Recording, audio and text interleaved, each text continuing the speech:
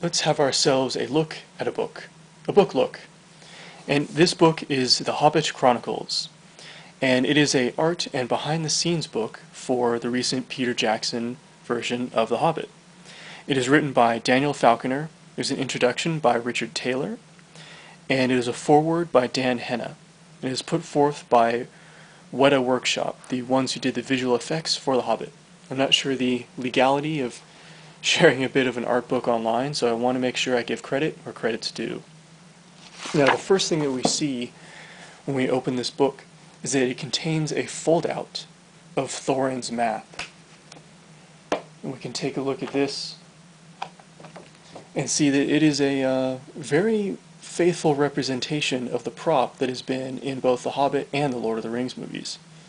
And if we look closer at these barely visible runes, they are in fact glow in the dark. And you can see that after leaving it under light for a bit.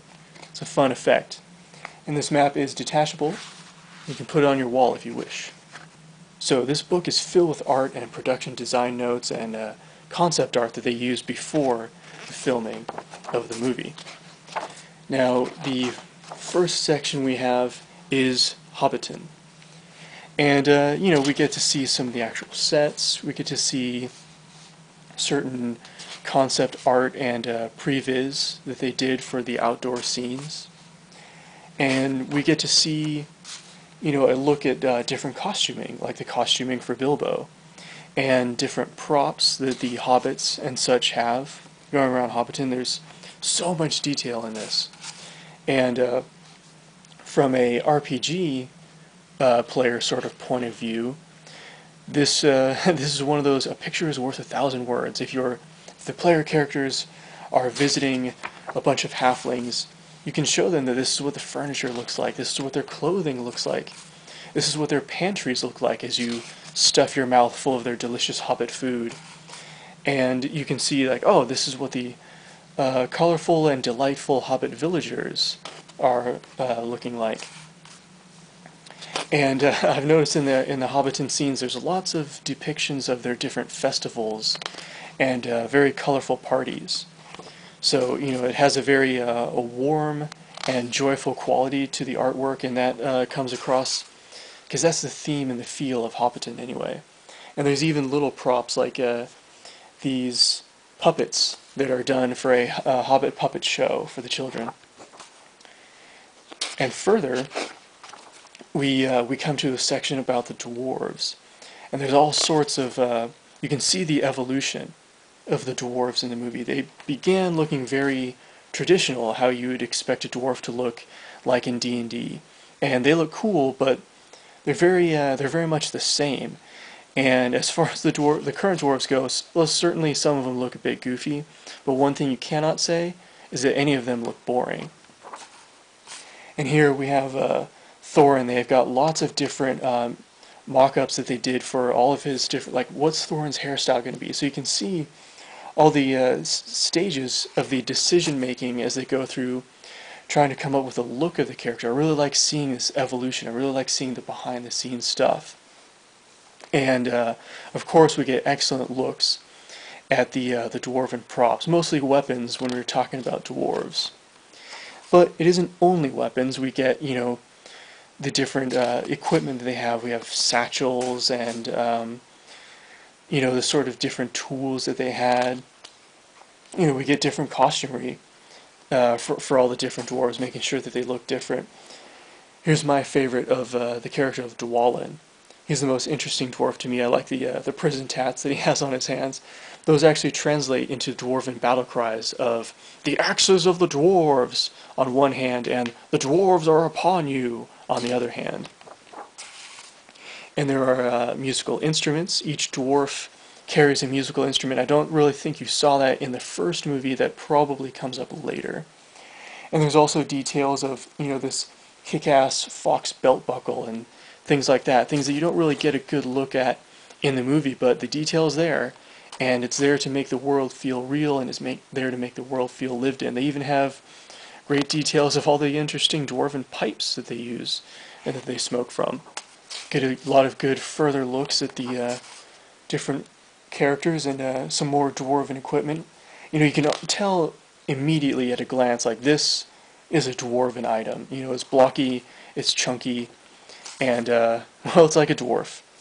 So with that sort of thing, if you're showing this to players in an RPG game, you can say, this is the style of the dwarves, and you learn a lot about their culture and what they value by what they're wearing and what they're holding. So it gives you you can see that it's very heavy and it's very indestructible, and that's a dwarf, isn't it? I also like that the 13 dwarves, they all look a bit different, so you can see that there's 13 dwarves and they're probably hailing from different areas of the Dwarven Empire. And you can read the design notes and see that they wanted each dwarf to have a very unique silhouette, so that you can immediately recognize them, and they definitely succeeded in that. The next section is called the Dwarves of Yore, and that takes a look at the ancient dwarves and the dwarves of Erebor. And we can see different styles of these nobles, and we also get a look at our first look at dwarf women and children. And apparently Aragorn was not joking that dwarven women have beards, which is rather unfortunate, but look, the little kids have beards too, and I guess that's kind of cool for them.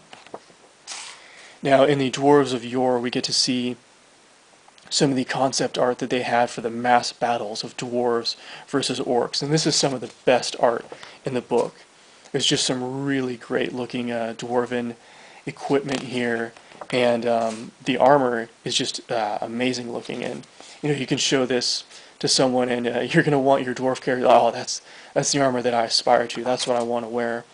I want to take a special note of this armor here. It gives me like an Aztec sort of vibe, like if Aztecs created full plate. It feels like this is what it would look like with all the gold and the feathers in that crown there. I really like the look of it. We also get a look at the dwarven characters in their younger days, which you get to see a bit in the movie, but you get to see more here, and the different styles that they tried to go for the different characters to communicate who they were.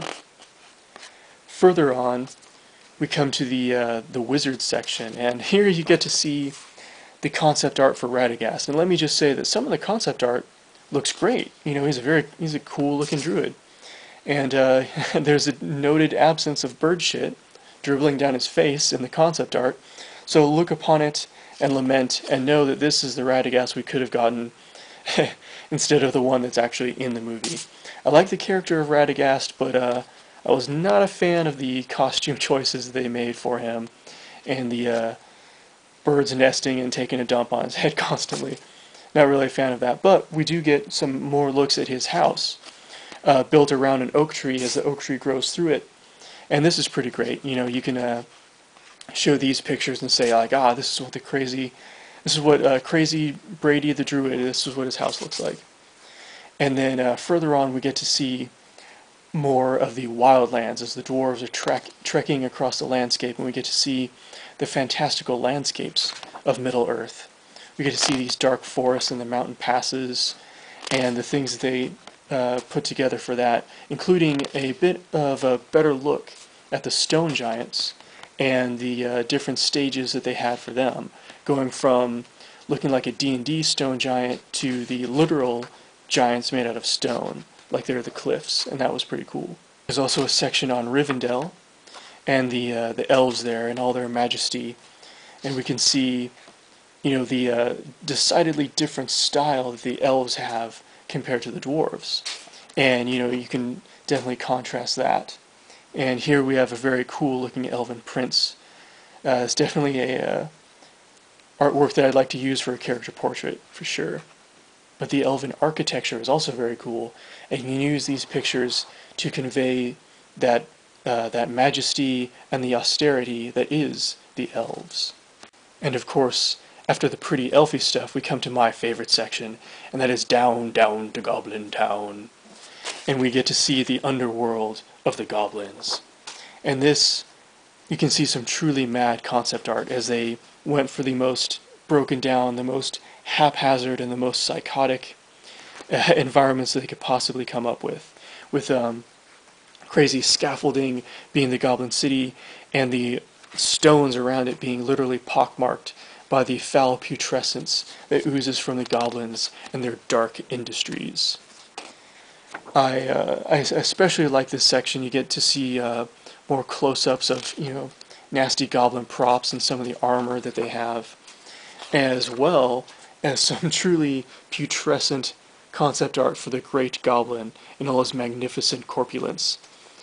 Some of these pictures are definitely quite disgusting. There's also further concept art of the goblins themselves, and some of this stuff is truly horrific. I mean, they look more like ghouls than goblins, but every last bit of it is wonderful in its horrificness. I especially like the sort of bat-eared, piranha-faced goblin who has eyes at the side of his head. That's my particular favorite. But I also enjoy the pug-eyed and giant-headed scribe that attends his father, the Great Goblin. We also get a little bit more of Gollum and his particular underground lake, as well as the little boat, the coracle that he swims around in. But there's not too much art of Gollum, but we're so familiar with him anyway, it doesn't matter that much. The next section we get into the warg riders and the orcs that ride them. The wargs look different in this movie. They're more wolf-like instead of hyena-like, and I like that, but it's also they're the northern wargs and the southern wargs are the more hyena ones. I really like the look of the orcs that ride these wolves. Any sort of non-human riding a non-horse, that's always very cool in my book. Horses, that's for humans, but orcs and stuff, yeah, they ride giant wolves because they're awesome. There's some very interesting looking armor too.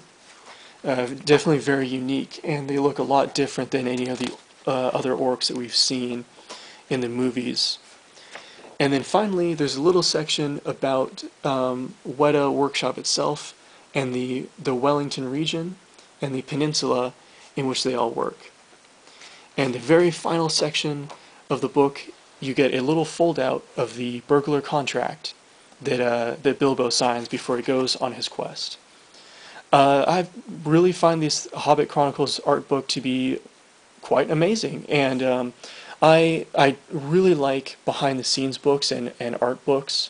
I have them ranging from anything from Nightmare Before Christmas to Star Wars to the rest of Lord of the Rings, and this particular book definitely ranks among my favorites, and I thoroughly recommend it to anyone who's interested in The Hobbit or in fantasy art in general.